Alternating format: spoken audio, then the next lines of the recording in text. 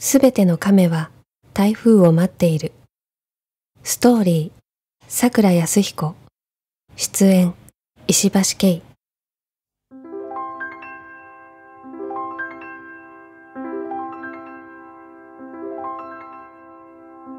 君は逃げました。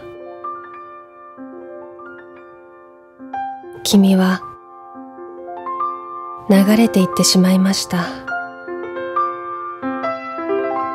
いつもなら私と君との間には互いの力学の中でミシミシと拮抗し、ぐいぐいと圧をかけ合って身動きすることさえできないこりよりの力が働いているはずでした。だから大きな渦なんて、激烈な波風なんて立つはずもなかったのでした。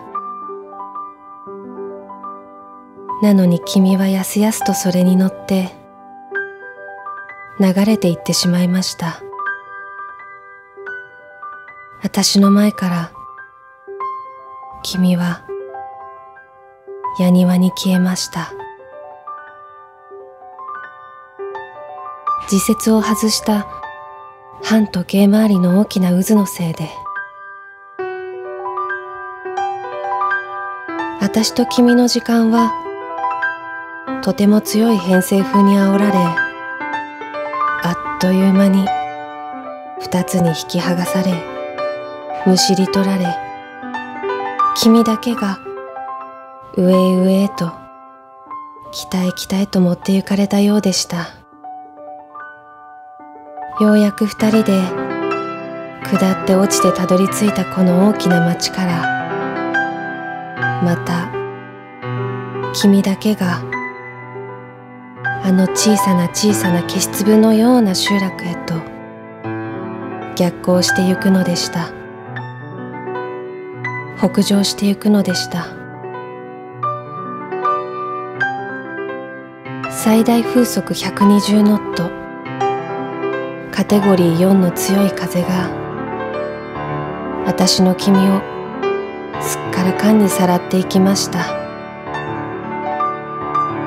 300ミリポッチ、ペットボトル1本分にも満たない1時間の降水量が私の黄ばんだ思いをあらかた漂白していました。君が逃げていった。こんなひどい朝なのに空気はとても澄んでいて、透明な朝日が差し込むベランダからはいつもよりも華奢に遠くを見通すことができました。ベランダですくむ私の足元にうずくまっているシャコバサボテンは、昨日の強い雨と風のせいで赤く染まりながら小さくうなだれていました。私もうなだれたまま君のいた場所を見つめました。君が目を閉じ太陽と向かい合っていたそこを、今夜から私は何を見つめればよいのかと軽く途方に暮れているところでした。下を向いたシャコバサボテンもいずれ朽ちるだろうと思いました。君はもうあそこに流れ着いた頃だと思いました。逃げ帰った君を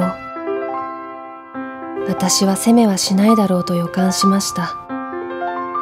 ただそろそろ体もその内側もしびれるような季節が始まる頃だから小さく心配しました。けれども君にとって冬は君自身なのだという思いに至りました。君は北のものでした。君に巻きついた私がここに居残り、君から離れていなくなっても、君は北のものなのだと信じました。北は、その空は、明るい星がなく黒い星ばかりでした。黒服の君は、そこにしかいることができない君でした。私は、シャコバサボテンと一緒に、君が守護する北の方を見通しながら、にょろりにょろりと、這いずり回ることしかできませんでした。じきに厳冬でした。ベランダには、水場と陸場を作ったそれには、もう何もいませんでした。